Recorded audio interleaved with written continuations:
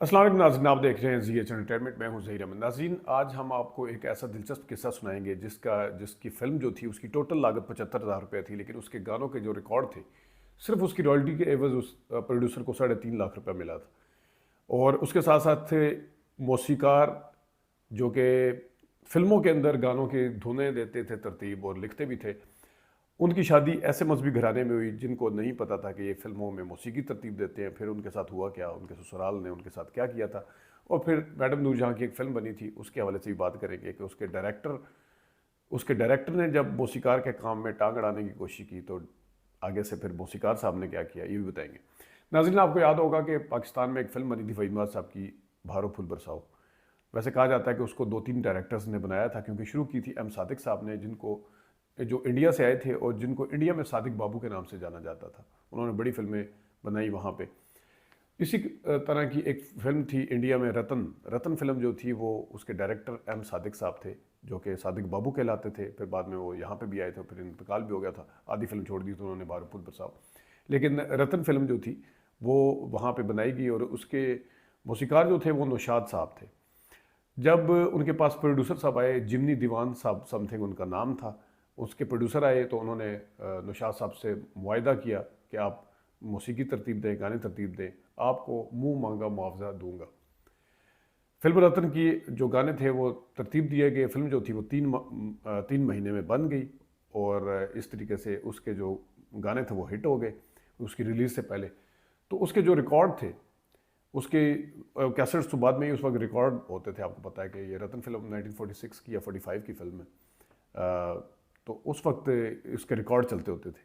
تو اس کے ریکارڈ جو تھے وہ 3.5 لاکھ اس زمانے میں، جس وقت 75,000 کی ٹوٹل فلم بنی تھی رتن، 3.5 لاکھ کے صرف اس کے ریکارڈ کے بکے، اور اس کی رائلٹی کے عوض اس کے پروڈیوسر کو 3.5 لاکھ روپے ملے، اور وہ بھی پہلے سال کے اندر۔ تو جب یہ سارا کچھ ہوا، پھر فلم لگی، فلم ہٹ ہوگی، لیکن موسیقار نوشاد صاحب جو تھے ان کی شادی قریب تھی، تو وہ گئے وہاں پہ جو دیوان صاحب پروڈیوسر جو تھے ان کے پاس۔ انہوں نے آ کے کہا کہ میں اس کو بتاتا ہوں کہ اس کو لینے کے لیے بھی کوئی تیار نہیں تھا فلم کو۔ انہوں نے جا کے کہا کہ میری شادی کیونکہ قریب آ رہی ہے تو مجھے پیسے دیے جائیں، مجھے معاوضہ دیا جائے۔ تو انہوں نے کہا بالکل ٹھیک ہے۔ تو انہوں نے سب سے پہلے ایک فائنل سگنیچر کروایا کہ فائنل اور آخری جو سیٹلمنٹ ہے، یعنی کہ ادائیگی جو ہے وہ ہم کر رہے ہیں، تو وہ دے دیا، اور اس کے عوض انہوں نے ایک لفافہ پکڑا دیا۔ نوشاد صاحب نے گھر جا کے دیکھا تو اس کے اندر 8,000 روپیہ تھا۔ نوشاد صاحب جو تھے وہ بڑے ناراض بھی ہوئے اندر ہی اندر۔ انہوں نے اس کا رد عمل ظاہر نہیں کیا۔ ظاہر ہے ان کے پروڈیوسر نے ایک تو کہا تھا کہ منہ مانگا معاوضہ دوں گا، دوسرا صرف رائلٹی کے عوض جن کے موسیقی کے گانے جو ہٹ ہوئے تھے اس کو کچھ نہیں ملا۔ اس نے پروڈیوسر نے خود 3.5 لاکھ روپیہ جو تھے وہ رائلٹی کے عوض لے لیے۔ تو نوشاد صاحب نے کہا کہ میں اس طرح کے معاملات میں جب رد عمل دیا کرتا تھا، ڈائری نکالتا تھا اور ڈائری پہ لکھ لیتا تھا کہ اس قسم کے بد عہد انسان کے ساتھ آئندہ میں نے کبھی کام نہیں کرنا۔ یہ وہ لکھ لیا کرتے تھے، اپنے پلو کے ساتھ باندھ دیا کرتے تھے۔ رتن جو تھی وہ جس طرح میں نے بتایا 75,000 روپے میں جب بنی تو اس کو لینے کے لیے کوئی تیار نہیں تھا۔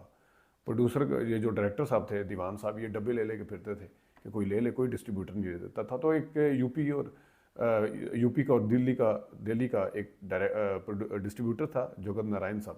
جگت نارائن کہیں ادھر نارائن کے ابا تو نہیں ہے، مجھے نہیں پتا۔ جگت نارائن صاحب نے حوصلہ دکھایا اور انہوں نے وہ فلم لے لی۔ تو سارے لوگ کو پتہ چل گیا پہلے دن کہ جس فلم کو ہم بالکل ڈبہ قرار دے رہے تھے اور جس کو ہم لینے کے لیے تیار نہیں تھے وہ تو سپر ہٹ ہو گئی۔ پھر رتن کے گانوں کا اتنا چرچا ہوا کہ گلی کوچے میں وہ جو گانے تھے وہ بجتے تھے۔ تو اس طریقے سے نوشاد صاحب جو تھے وہ لکھنؤ گئے اپنے سسرال کی طرف اور اپنے والدین سے ملے۔ تو والدین نے کہا کہ آپ کی شادی طے ہے اور آپ نے بتانا نہیں ہے کہ آپ کیا کام کریں۔ انہوں نے کہا چھپانے کا فائدہ نہیں ہے، یہ چیزیں چھپتی نہیں ہیں۔ انہوں نے کہا نہیں جی بس جو بھی ہے نہیں کرنا، ایسا نہیں ہوگا۔ تو اور یہ بڑا دلچسپ قصہ ہے کہ جب نوشاد صاحب جو ہے وہ شادی لے کے جا رہے تھے، اپنی بارات لے کے جا رہے تھے، تو ان کی گاڑی بند ہوگی، راستے میں دھکے لگا کے گاڑی جو ہے اس کو سٹارٹ کیا جاتا تھا۔ تو جب وہاں پہ گئے ان کے سسر صاحب جو تھے، ان کو جب پتہ چلا کہ اس قسم کی گاڑی کے اندر آئے، وہ بڑے ناراض ہوئے، اور وہ ایون نکاح کی تقریب کے ٹائم بھی اٹھ کے چلے گئے تھے، کھانے پینے کے جب ٹائم تھا اس وقت اٹھ کے چلے گئے تھے۔ نوشاد صاحب نے پھر جو تھا وہ نکاح کے ٹائم پہ وہ وہاں پہ بیٹھے رہے، تو اس زمانے میں رتن کے جو گیت تھے وہ گائے جا رہے تھے۔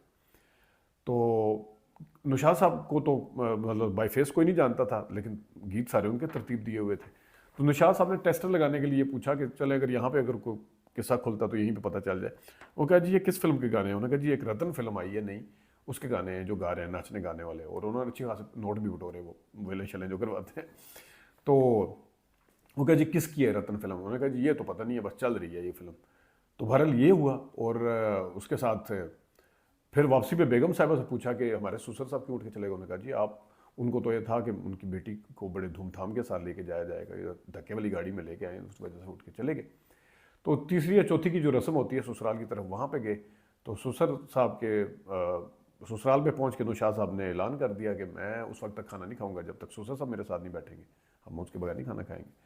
تو جہاں پہ سسر صاحب کے پاس لے کے جایا گیا وہاں پہ ان کے دوست احباب بھی بیٹھے ہوئے تھے. تو نوشاد صاحب نے سب کو کہا کہ آپ باہر چلے جائیں. سارے باہر چلے گئے. تو انہوں نے خالی کمرے میں، بند کمرے میں اپنے سسر صاحب سے کہا کہ آپ اس وجہ سے ناراض ہیں کہ میں اس طرح آیا ہوں، میں اپنی چادر دیکھ کے پاؤں پھیلانے کا عادی ہوں اور میرے حالات کیونکہ اس طرح کے تھے. اگر آپ یہ چاہتے ہیں، دیکھیں عمومی طور پہ بارات میں بڑی دھوم دھام سے لے جایا جاتا ہے، بعد میں بچیوں کو خوش نہیں رکھا جاتا. اگر آپ اپنی بیٹی کو یہ چاہتے ہیں کہ میں دھوم دھام سے لے کے جاؤں، پوری زندگی آپ کی بچی کو خوش نہ رکھوں، ایک وہ ہے.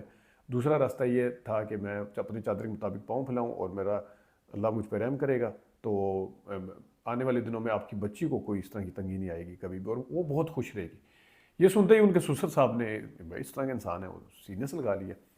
وہ سینے سے لگایا. اس کے بعد وہ سسر صاحب جو تھے وہ پہنچے وہاں پہ ان کے طرف، ظاہر بیٹی بعد میں.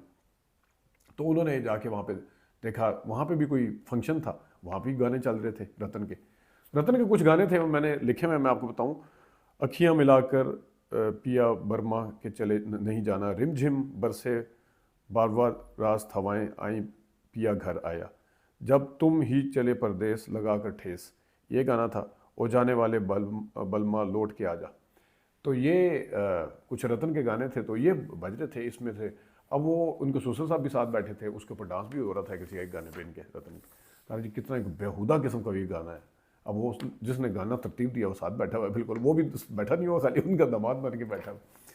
تو وہ بڑا بیہودہ گانا ہوئی ہے وہ. جب بعد میں ان کی ملاقات ہوئی کاردار صاحب سے، کاردار صاحب سے انہوں نے پوچھا کہ آپ کیا کرتے ہیں؟ میں فلمیں بناتا ہوں. انہوں نے کہا جی یہ تو بڑا برا کام ہے. انہوں نے کہا جی ان کی طرف اشارہ کر کے کہا نوشاد صاحب کہ یہ بھی یہی کام کرتے ہیں، اور انہوں نے بڑے کمال کر دیا آپ کے دماغ نے ان کی فلم میں. وہ سننا تھا تو سوچا تھا بڑے ناراض، وہ اٹھ کے چلے گئے. اپنی بیٹی کو جا کے ہمارے ساتھ دھوکہ ہو گیا، یہ تو بڑا غلط کام ہے، یہ تو پتہ نہیں کیا ہے.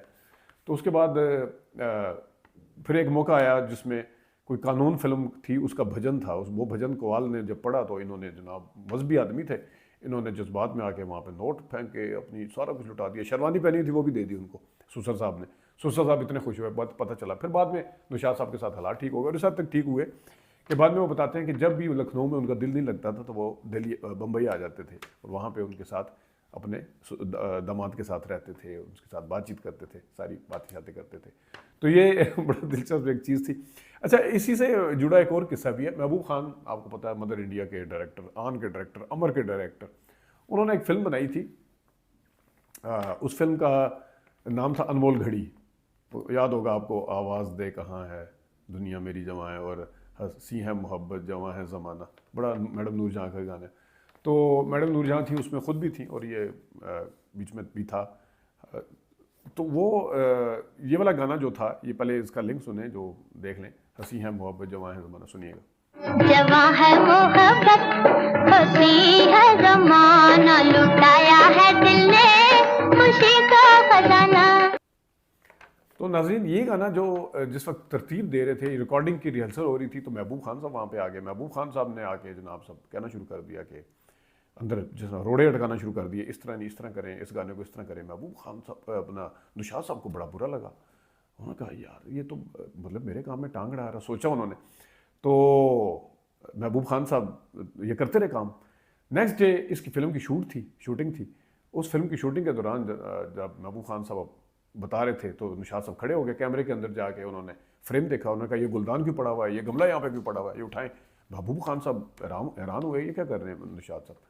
انہوں نے کہا جی آپ کیا کر رہے ہو، گردن سے پکڑ کے انہوں نے کہا آپ تم کیا کر رہے ہو یہ نوشاد. انہوں نے کہا جی آپ میرے کام میں جس طرح کل آپ کر رہے تھے. تو وہ سمجھ گئے اور انہوں نے پھر بقول نوشاد صاحب کے کبھی پوری زندگی بعد میں جتنا بھی انہوں نے ایک ساتھ کام کیا، انہوں نے نہ صرف وہ روڑے اٹکانا, نکتہ چینی کرنا تو دور کی بات تھی, وہ اس ریکارڈنگ کے دوران آتے ہی نہیں تھے محبوب خان صاحب. وہ کہتے تھے بس ٹھیک ہے آپ اپنا کام کریں, مجھے اپنا کام کرنے دیں, اور اصول ہوتا بھی یہی ہے ویسے. تو نشاط صاحب کام کے اتنے دھنی تھے, وہ اکثر چیزیں بھول جایا کرتے تھے. ایک دفعہ انہوں نے کہیں کسی ایریا میں, دور ایریا میں اپنا ایک فلیٹ لیا, پہلا دن تھا وہاں پہ, تو وہ موسیقی کی ترتیب کی دھن میں سوچتے چاہتے جو ہے نا وہ نئے والے فلیٹ میں جانا بھول گئے. وہ پرانی والی ایک جھونپڑی تھی کسی جگہ پہ, وہ علاقے کا نام تھا, وہ وہاں چلے گئے. وہاں جا کے کوٹ اتارا, بیٹھے لیٹے بیٹھے, اتنی دیر میں وہاں پہ ایک اندر عورت آتی ہے. عورت آگے کہتی تم کون, تم یہاں پہ کیسے آئے ہو؟ تو ان کو ایک دم یاد آیا کہ تو میں چھوڑ چکا ہوں, یہ تو کسی اور کے پاس. وہاں سے انہوں نے سرپٹ انہوں نے بھاگے, وہاں سے اپنا کوٹ شوٹ اٹھا کے بڑی مشکل سے جان بچائی. کہ ظاہر ہے اس طرح کے موقع پہ الزامات بھی لگ سکتے ہیں. اور اسی طرح کا ایک اور قصہ بھی ہے کہ ایک دفعہ ان کی کیونکہ جاگتے بہت تھے, کام بہت کرتے تھے, انہوں نے کہا جی کسی نے مشورہ دیا آپ بڑے کمزور ہو گئے, اوولٹین لیا کریں, اوولٹین پیا کریں آپ چائے کے ساتھ یا پانی کے ساتھ, جس طرح دودھ کے ساتھ. تو اوولٹین کا ڈبہ لے آئے. کہتے ایک دفعہ میں ڈبہ لے کے آیا, اپنے گھر کے فلیٹ کا دروازہ کھول رہا تھا, وہ دروازہ ہی نہ کھلے نہ کھلے نہ کھلے. پیچھے سے بندے نے آگے بتایا کہ آپ چابی کے ساتھ دروازہ نہیں کھول رہے, اوولٹین کا جو ڈبہ اٹھایا وہ تالے کے اندر ڈال لیں. کہتے یہ صورتحال تھی. اسی طرح کا ایک اور قصہ بھی ہے, ٹرین میں سفر کرتے ہوئے جا رہے تھے, ڈائری بھی ہاتھ میں تھی جس میں اگلے دن گانوں کی ریکارڈنگ تھی, وہ سارے گانے لکھے ہوئے تھے. تو تھوڑی دیر بعد انہیں ایک ہاتھ میں سگریٹ لگایا ہوا تھا, انہیں احساس ہوا کہ سگریٹ جو ہے وہ میری انگلی کو جلا رہا ہے. پھینکنا سگریٹ تھا, کھڑکی سے باہر پھینک ڈائری تھی. تھوڑی دیر بعد پتہ چلا کہ جو سگریٹ میں نے باہر پھینکا تھا, پھینکی تو ڈائری تھی, ان کے لاشعور میں تو یہی تھا کہ ڈائری وہ پھینکا سگریٹ. تو سگریٹ پھینکنے کے باوجود میری انگلی جل کیوں رہی, انہوں نے غور کیا تو یہ وہ سگریٹ وہاں پہ اور ڈائری. انہوں نے وہ اگلے اسٹیشن پہ جب گاڑی رکی, وہ قریب ہی تھا کیونکہ پیچھے وہ چلتے ہوئے پیدل گئے ہیں, تو وہ ریلوے پٹڑی جو ہوتی ہے اس کے ٹریک جو ہوتا ہے اس کے سائڈ کے اوپر وہ ڈائری پڑی ہوئی تھی. وہ کہتے ہیں میں کیونکہ پریشانی اس لیے تھی کہ اگلے دن ان گانوں کی ریکارڈنگ تھی جو میں نے لکھ کے رکھے ہوئے تھے اس کے اوپر. تو یہ تھے کام کے دھنی لوگ, کیا محبوب صاحب اور کیا نشاط صاحب اور بھی بڑے, کیا آصف صاحب کے پہلے آپ کس سے سن چکے ہیں. ایم صادق صاحب یہاں پہ آئے تھے, ان کا انتقال ہی میرے خیال میں لاہور میں ہی ہوا تھا جب وہ بارہ پھول پرساؤ کے لیے یہاں پہ آئے تھے. تو یہ کچھ چیزیں تھیں جو آپ کو کوشش گزار کرنی تھی. اپنا خیال رکھیے گا, ابھی تک کے لیے اتنا ہی اجازت دیجیے. اللہ حافظ.